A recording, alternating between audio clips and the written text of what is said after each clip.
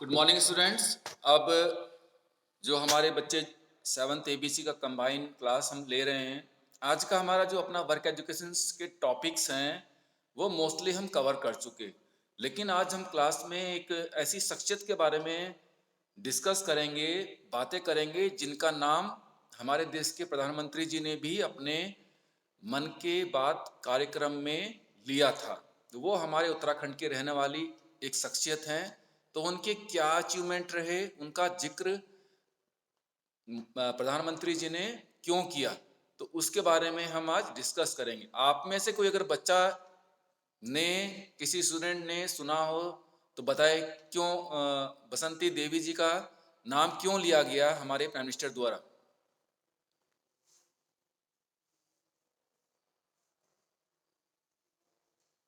चलिए, नहीं पता तो पता होना चाहिए क्योंकि हमारे उत्तराखंड राज्य के ही महिला हैं और उनको पद्मश्री पुरस्कार दिया गया है।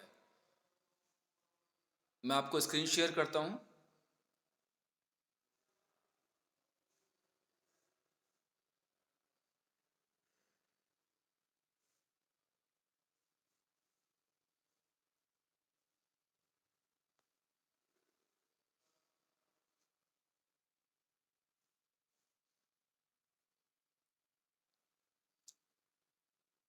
प्यारे बच्चों, जिस महिला की हम बात कर रहे हैं उनका नाम है बसंती देवी या बसंती सामंत नाम से। क्योंकि एक आप जानते हैं, हम रायवाला में केंद्रीय विद्यालय में अ, पढ़ते हैं, पढ़ाते हैं, और यहाँ पे बसंती देवी जी का एक सिद्ध पीठ भी है। और बसंती देवी जी से एक हमारी गायिका भी सुप्रसिद्ध उत्तराखंड में है। तो आप नाम में भी कंफ्यूज नहीं होंगे। हम जिस शख्सियत की आज बात कर रहे हैं, जिनको पद्मश्री, जो हमारा सिविलियन अवार्ड में नंबर 4 पर आता है, सबसे पहले पद्म भारत रत्न आता है, नंबर 2 पर पद्म विभूषण आता है, फिर पद्म भूषण आता है, उसके बाद पद्मश्री पुरस्कार का रैंक आता है चौथे नंबर पर। सिविलियन अवार्ड जो राष्ट्रपति द्वारा प्रत्येक वर्ष विभिन्न क्षेत्रों में व्यक्तिगत उपलब्धियों के कारण भारतीय नागरिकों को दिए जाते हैं।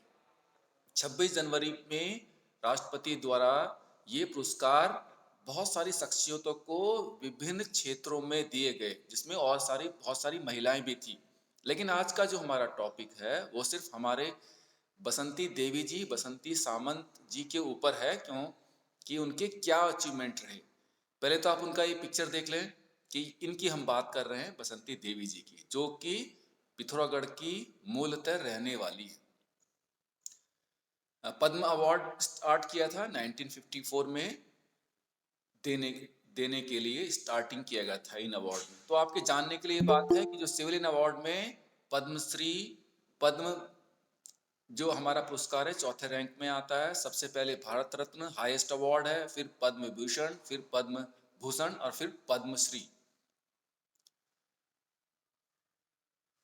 इन महिलाओं ने अलग अलग क्षेत्रों में अपना अभूतपूर्व योगदान दिया। कई महिलाएं तो ऐसी हैं जिन्होंने अपना संपूर्ण जीवन व देश की संस्कृति, पर्यावरण और लोगों के लिए समर्पित कर दिया। आप इस पिक्चर को जरूर पहचान लें, देख लें। आपको आने वाले समय में पता होना चाहिए हमारे उत्तराखंड राज्य की महिलाओं के बारे में, और कई तरह से जीके के प्रश्न भी आने वाले समय में आपके लिए ये होंगे। उत्कृष्ट कार्यों के जरिए पहचान बनाने वाली देश की इन्हीं नायिकाओं में से एक हैं बसंती देवी या बसंती सामंत। बसंती देवी को साल 2022 पद्मश्री पुरस्कार के लिए नामित किया गया और उनको दिया गया। बसंती देवी उत्तराखंड से ताल्लुक़ रखती हैं। पर्यावरण को बचाने के लिए उनका प्रयास अतुलनीय रहा। उनको जो मेन, क्योंकि सामाजिक कार्यकर्ता बसंती देवी जी हैं, और इनका जो महत्वपूर्ण योगदान रहा वो हमारा पर्यावरण को बचाने के लिए और उसके लिए काम करने की उपलब्धियों के कारण दिया गया। आप में से कोई बच्चा बताएगा उत्तराखंड में कितने स्टेट हैं, कितने राज्य हैं?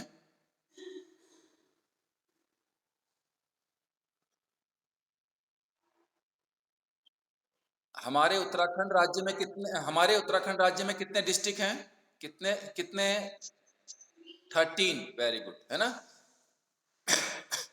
सर्वोच्च महिलाओं के सशक्तिकरण और महिलाओं के मुद्दों को बढ़ाने में व्यक्ति के अग्रणी योगदान को भी पहचान दी। यह सम्मान अंतर्राष्ट्रीय महिला दिवस के अवसर पर भारत के राष्ट्रपति जी द्वारा प्रत्येक वर्ष नई दिल्ली में एक अंतर्राष्ट्रीय सर्वोच्च महिला पुरस्कार भी बसंती देवी जी को मिल चुका है। महिला सशक्तिकरण और महिलाओं के मुद्दों को उठाने के कारण। बसंती देवी जी कौन है? बसंती देवी उत्तराखंड की प्रसिद्ध समाज सेविका हैं। उन्होंने उत्तराखंड के पर्यावरण संरक्षण, पेड़ों व नदी को बचाने के लिए अपना योगदान दिया और अभी भी वो योगदान दे रही हैं, अपना भूमिका निभा रही हैं। बसंती देवी कौसानी स्थित लक्ष्मी आश्रम में रहती हैं। बसंती देवी ने पर्यावरण से लेकर समाज की कई कुरीतियों को दूर करने के लिए महिला समूहों का आह्वान किया। एक तरफ तो उन्होंने कोसी नदी का अस्तित्व बचाने के लिए महिला समूहों के माध्यम से जंगल को बचाने की मुहिम शुरू की। ये इसी बात का जिक्र हमारे प्राइम मिनिस्टर जी ने किया। समाज सेवा के साथ साथ, क्योंकि उस समय परिस्थितियां ऐसी बनी, क्योंकि हम लोग सब जगह रोजगार के अवसरों के कारण इंडस्ट्रियलाइज बढ़ रहा था, शहर भी बढ़ रहे थे और हमारी जलों की कंजम्पशन भी बढ़ रहा था। तो जो हमारी नदी थी उसके ऊपर ज़्यादा प्रेशर था, हम लोग पानी का ज़्यादा उपभोग कर रहे थे। उस कोसी नदी में पानी का लेवल कम होता जा रहा था, जिसके कारण आसपास रहने वाले ग्रामीणों को पानी की आपूर्ति नहीं हो पा रही थी। इन्हीं के प्रयासों के कारण इन्होंने आसपास के लोगों को जागृत किया और महिलाओं का समूह बनाया, उनको जागरूक किया और फिर उनके प्रयासों से उस कोसी नदी का जल स्तर बढ़ा और आसपास के गांव में संपन्नता और खेती बाड़ी के काम सुलभ हुए। बसंती देवी के प्रयास का ही फल है कि पंचायतों के सशक्तिकरण में उन्हें प्रयास का असर दिखा।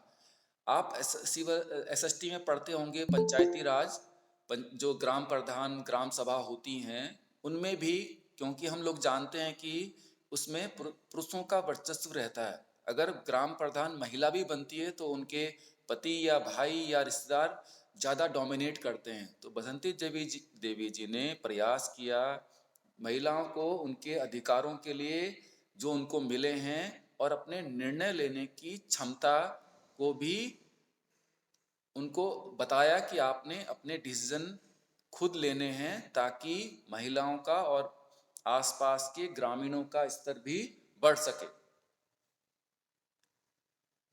बसंती देवी जी का जीवन देखिए, इससे भी आपको प्रेरणा मिलेगी कैसे विपरीत। हाँ बेटा, बसंती देवी जी का जीवन। स्क्रीन नहीं दिख रही बेटा? आवाज नहीं आ रही? अब आ रही है? आवाज आ रही है बेटा? हाँ, आप अगर ज्यादातर बच्चों का आवाज आ रही है तब इस साइड से दिक्कत नहीं है, क्योंकि मैं अपना सिग्नल हो सकता है कभी कभी रायवाला में दिक्कत महसूस करता हूँ कि नहीं आता, तो इसमें कुछ बहुत ज्यादा बेटा नहीं कुछ कर सकते। फिर भी मैं अगर हो तो जरूर रिस्पॉन्ड कर दीजिएगा, सर आवाज नहीं आ रही तो मैं लोकेशन चेंज करके देखूंगा। तो इसमें बच्चों बसंती देवी जी का जीवन परिचय जरूर आपको दिखना, इसमें आप हमेशा प्रोत्साहित होंगे कि हमारे देश के राज्य के लोग कितने मेहनतशील हैं, कितने लगनशील हैं और अपने सामाजिक दायित्वों को कैसे निभाते हैं विपरीत परिस्थितियों में होने के बाद भी। तो बसंती देवी जी मूल रूप से पिथौरागढ़ के रहने वाली हैं, आप में से भी कुछ बच्चे होंगे। बसंती देवी की शिक्षा की बात करें तो शादी से पहले तक वह मात्र साक्षर थी। साक्षर का मतलब क्या हुआ? सिर्फ अक्षरों का ज्ञान, कोई फॉर्मल उनको एजुकेशन नहीं थी, सिर्फ वो साक्षर थी, पढ़ लिख सकती थी। 12 साल की उम्र में उनका विवाह कर दिया गया था। आप जानते हैं एक सामाजिक कुरीति हमारे देश में बहुत पहले से थी, जो धीरे धीरे अब खत्म हो रही है, फिर भी कुछ जगह अभी ये प्रचलन में है कि 12 साल का बच्चा लगभग 7वीं 8वीं का बच्चा होगा, उस समय शादी बसंती देवी जी कर दी गई और कुछ समय बाद उनके पति का देहावसान भी हो गया। बसंती देवी जी ने दूसरा विवाह नहीं किया। बाद में पिता का साथ मिला तो वह मायके वापस आईं और पढ़ाई में जुट गईं। उन्होंने उसके बाद इंटर पास किया। आपको देख के लग सकता है कि इंटर पास करना तो कोई बड़ी बात नहीं है, लेकिन इन बातों को सामाजिक पृष्ठभूमि में देखेंगे, आप ग्रामीण भूमिका में देखेंगे तो आपको लगेगा कि एक बड़ा अचीवमेंट था। जिनका विवाह 12 साल की उम्र में कर दिया गया हो, पति की मृत्यु हो गई हो, उसके बाद भी उन्होंने 12 साल की 12वीं तक अपनी मेहनत से पास किया। बसंती देवी गांधीवादी सामाजिक सेविका राधा जी के संपर्क में आई। यहाँ से उनका जीवन दर्शन बदला, क्योंकि गांधी जी से पूरा विश्व और भारत के लोग प्रेरणा लेते हैं। आपको भी जरूर उनके आदर्शों को, उनके कामों को जानना चाहिए। अगर भारत को जानना है तो उनके संपर्क में आने के बाद वो सामाजिक सरोकारों में जुड़ती चली गई। उनसे प्रभावित होकर कोसानी के लक्ष्मी आश्रम में आकर बस गई। फिर उन्हें घर छोड़ के अपना आश्रम में चली गई। बसंती देवी जी ने बनाए महिलाओं के संगठन। संगठन बनाना अपने आप में एक बहुत बड़ा कौशल है। हम किसी 2-4 लोगों से अपनी बात मनवाते हैं तो ये भी हमसे हो नहीं पाता, लेकिन बहुत सारे लोगों को इकट्ठा करना, अपने जो सामाजिक दायित्व हैं उनको उनके सामने खड़ा रहना, उनको परस्यू करना, उनको संगठन में बनाए रखना, ये एक अलग तरह का कौशल होता है जो सब में होना चाहिए। संगठन बनाने की क्षमता। यहाँ से उन्हें समाज सेवा के पथ पर चलने की दिशा मिली। बसंती देवी जी ने अल्मोड़ा जिले के धौला देवी ब्लॉक में आयोजित बालवाड़ी कार्यक्रम में शामिल होकर समाज सेवा शुरू की। बसंती देवी ने इन कामों में महिलाओं को आगे लाते हुए महिला संगठन बनाए। 2003 में बसंती देवी ने कोसी घाटी के गांव में महिलाओं को संगठित करने का काम शुरू किया। आप समझ गए होंगे, संगठित करना भी अपने आप में बहुत बड़ा एक चैलेंज होता है किसी के लिए भी। महिला सशक्तिकरण पर दिया बल।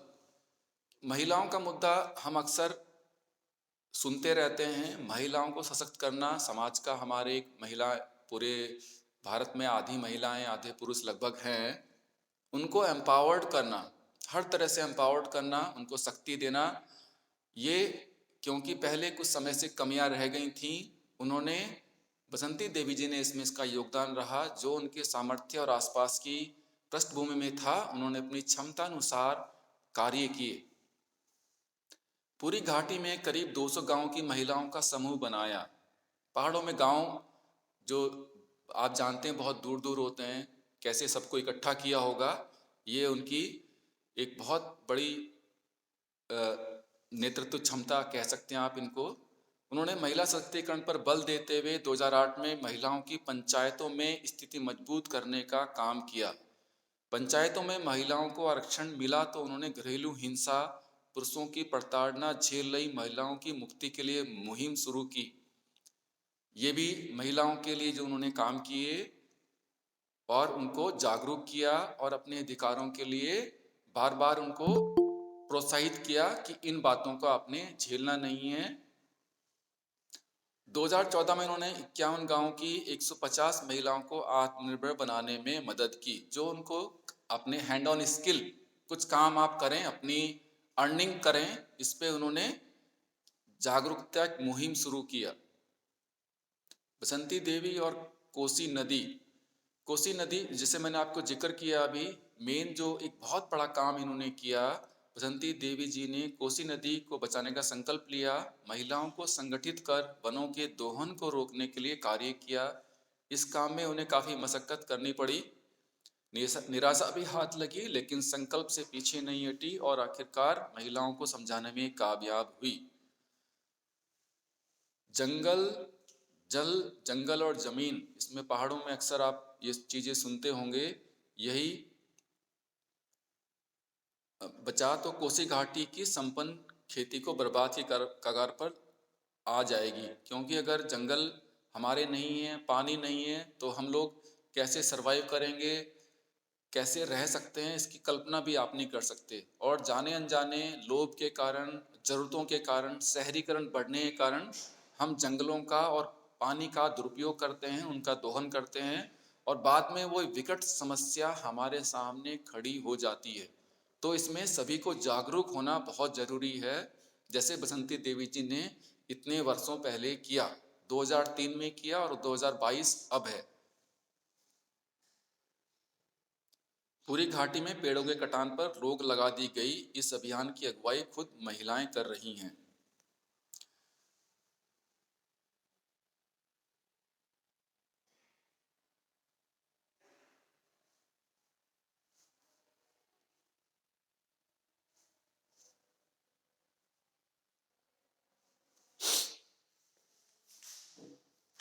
प्यारे बच्चों,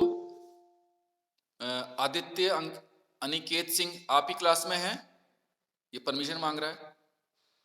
आदित्य अनिकेत। हाँ बेटा। हाँ बेटा, ये नेटवर्क का बड़ा हमें तो।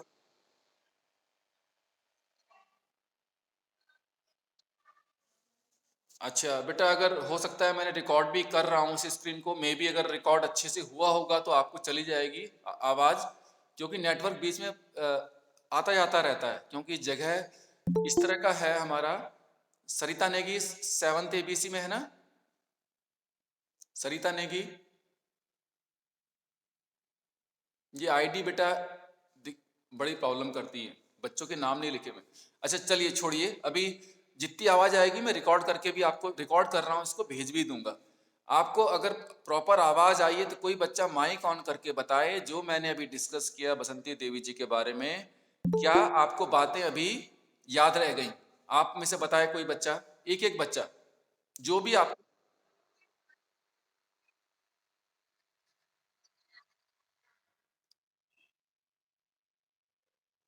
राइट, एक एक बातें एक एक बच्चा बोलता रहेगा तो मुझे भी लगेगा कि फिर उसको रिफ्रेश कर लेंगे हम कि हमने क्या डिस्कस किया।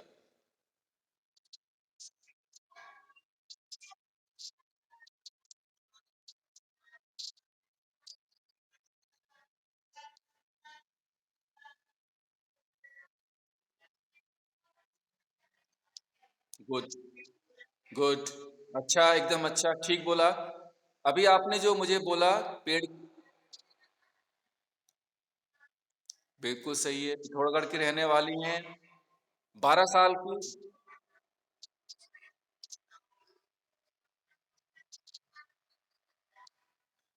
बिल्कुल, इसका मतलब आपको, आपने ध्यान से सुना, बसंती देवी जी उत्तराखंड की रहने वाली समाज सेविका, पर्यावरण पर्यावरणविद रहीं, जिनका प्रधानमंत्री मोदी जी ने मन के बात कार्यक्रम में चर्चा किया था। उनको पद्म भूषण पुरस्कार राष्ट्रपति द्वारा दिया गया, और उनका विवाह 12 साल की उम्र में अल्पायु में हुआ। पति का देहावसान भी समय से जल्दी हो गया। उसके बाद उन्होंने विवाह नहीं किया, और उसके बाद आश्रम में रहीं, और अपने सामाजिक जो कुरीतियाँ थीं, महिलाओं का एम्पावरमेंट था, सशक्तिकरण था, उसके ऊपर महिलाओं को जागरूक किया। और कोसी नदी का उस समय जो स्थिति थी, पानी का स्तर बहुत कम हो रहा था, ग्रामीणों को पानी नहीं मिल रहा था, किसानों को पानी नहीं मिल रहा था, क्योंकि आसपास शहरीकरण बढ़ रहा था। तो उसके लिए उन्होंने संगठित किया, महिलाओं को जागृत जागृत किया। पूरे 200 जो 200 गांव थे, विलेज थे, और उनको जागरूकता के कारण ही लोगों ने पेड़ काटना कम किया। तब वहाँ पर उस कोसी नदी का उद्धार हुआ, पानी का लेवल वहाँ पर बढ़ना शुरू हुआ, क्योंकि पानी और जंगल हमारे जीवन की लाइफलाइन है। वो अगर ख़त्म होगा किसी भी तरीके से, तो हम लोग बहुत दिनों तक सरवाइव नहीं कर सकते, हमारा जीना मुश्किल हो जाएगा। ये हम सबको समझने की ज़रूरत है।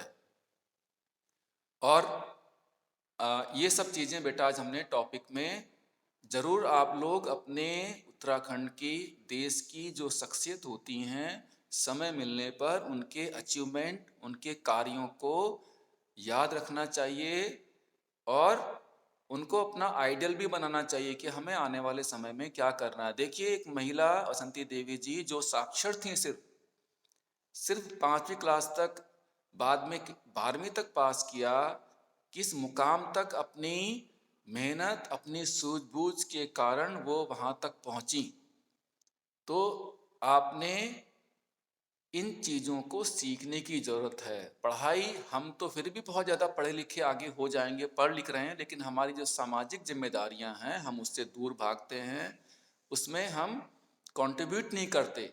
क्योंकि देश हमारा है, राज्य हमारा है, हमारी जिम्मेदारियां भी हैं, सामाजिक जिम्मेदारियां भी है कि हम एक अच्छे स्टूडेंट रहें, एक अच्छे टीचर रहें, और सोसाइटी में कुछ ना कुछ अपने स्तर पर कंट्रीब्यूट करते रहें। चाहे वो सुरक्षा का मामला हो, चाहे गंदगी हटाने का बात हो, चाहे हेल्थ एंड हाइजीन की बात हो, चाहे ट्रैफिक रूल्स को फॉलो करने की बात हो, इन सब बातों को हमें अभी से सीखते हुए अपने जीवन में ढालना है। ठीक है बच्चों?